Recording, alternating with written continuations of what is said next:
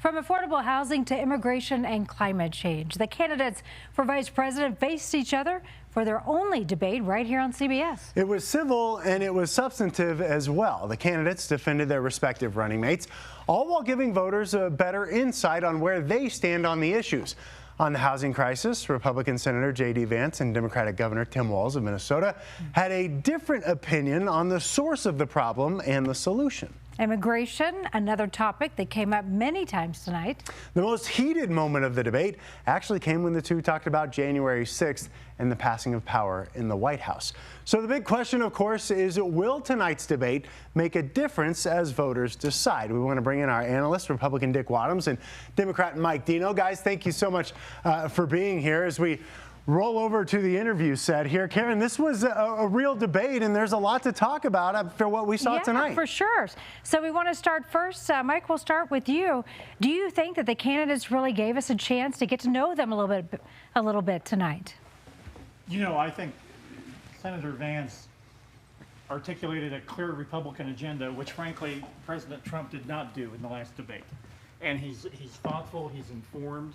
And I think he won tonight, the debate, because I think he was much more specific on the issues, and he took the case to Governor Walz in terms of the failure of the Biden-Harris agenda and 3 years in office. We have a lot to get to, but I want to get your thoughts on what Dick just said. Do you agree that J.D. Vance won tonight? No, I think the viewers won. I mean, we saw, you know, as you pointed out, a very civil debate.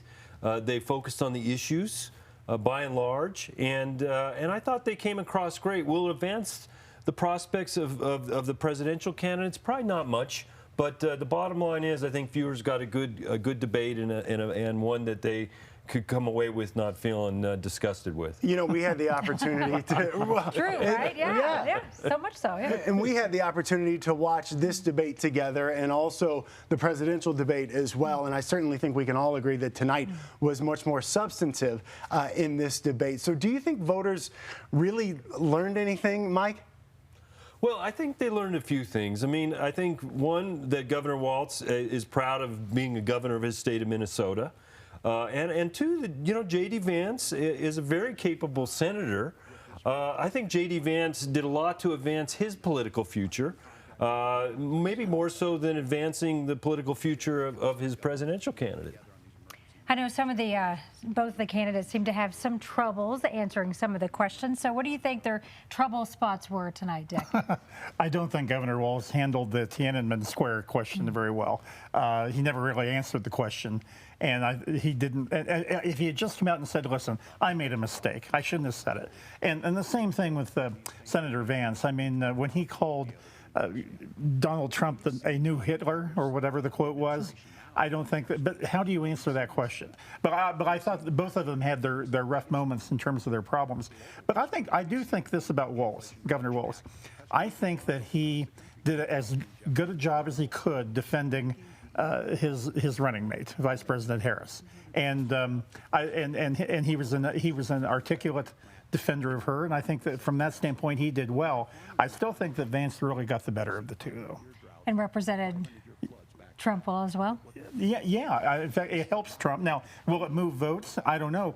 But I will tell you, Vance did a better job articulating a Republican agenda tonight than Trump did a few weeks ago in that debate with Harris. No doubt about it. On the Democratic side, where did Walz score points, in your opinion, in terms of what he tried to get across to voters tonight? Certainly at the end, the January 6th issue, pointing that out and, again, endangering democracy and such.